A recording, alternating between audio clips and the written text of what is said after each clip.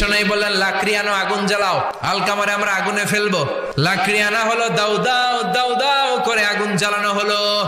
সব সাহাবীরা ধরাধরি করে আলকামারে আগুনে ফেলবে। ইন দা মিন টাইম আলকামার মা এসে বিশ্বনবীর পা ধরে বলে, ও নবী, আমার কলিজার টুকরারে আগুনে ফেলবেন না। আমার নারছেরা ধন আলকামা 10 মাস 10 দিন আমি পেটে ধরেছি, আগুনে ফেলবেন না। বিশ্বনবী বললেন, তাহলে মাফ করছো কিনা বলো। চোখের পানি ছেড়ে দিয়ে বলে, নবী জান, আলকামার ব্যাপারে আমার মনে আর কোনো দুঃখ নাই, আমার ছেলেটারে তারপরেও আপনি আগুনে ফেলবেন না, আমি আমার আলকামারে মাফ করে দিলাম।